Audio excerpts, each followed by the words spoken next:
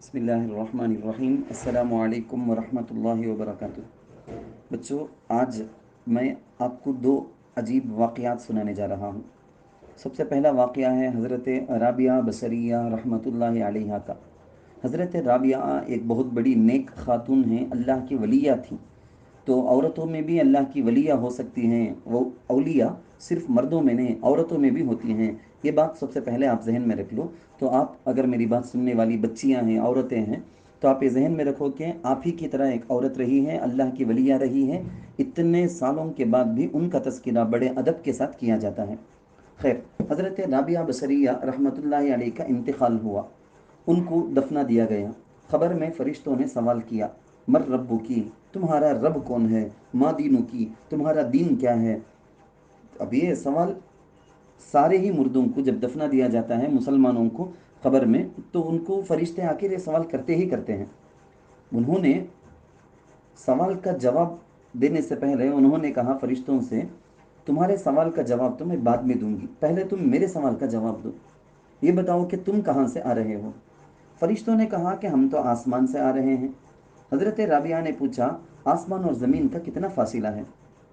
फरिश्तों ने कहा 500 बरस की मसाफत है, यानी 500 साल की दूरी है यहाँ ज़मीन और आसमान में। तो हज़रत राबिया रहमतुल्लाहि अलैहा ने कहा, तुम इतनी दूर से आए हैं ना, खुदा ताला को भूल गए क्या? फरिश्तों ने कहा कि हम तो खुदा ताला को नहीं भूले।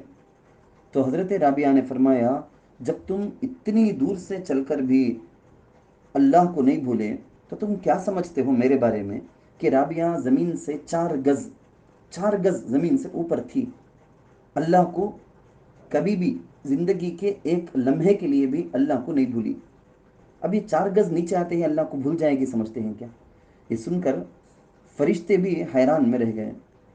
बच्चों, हमारे ईमान का, हमारे अकीदे का हाल ये होना कि हम अपनी ज़िंदगी में एक लम्हे के लिए भी नहीं भूलना।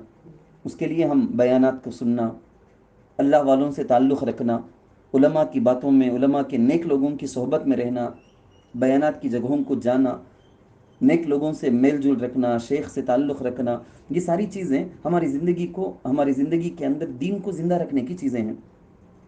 एक और वाक़या सुनाता हूँ मैं।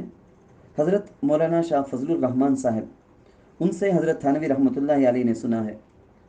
फरमाते हैं कि हज़रत गौस आज़म यानी हज़रत पीरान पीर शेख अब्दुल क़ादिर जिलानी रहमतुल्लाहि अलैह का एक धोबी था, उनके कपड़ों को धोने वाला। जब वो मर गया, खबर में उससे भी मामूल से होने वाला सवाल हुआ कि मर रब्बु का, तुम्हारे परवरदिगार कौन?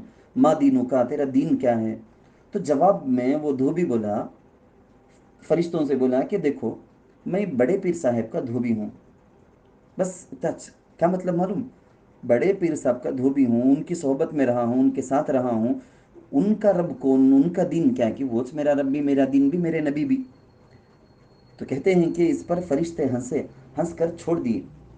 बच्चों, हम खुद बहुत बड़े अल्लाह के वली नहीं बने तो भी वलियों के साथ रहना, हम खुद बड़े ज़बरदस्त नहीं तो भी ऐसे ज़बरदस्त लोगों के साथ रहना। अरबी में इसी को बोलेंगे उहिब्बुस सालिहीना वलस्तु मिनहुम। मैं वली नहीं रहे तो भी मैं वलियों को चाहता हूँ, वलियों से मोहब्बत रखता हूँ, उलमा से, अल्लाह वालों से, हज़रतों से मैं उनसे मोहब्बत रखता हूँ, उनका अदब करता हूँ, उनकी इज़्ज़त करता हूँ।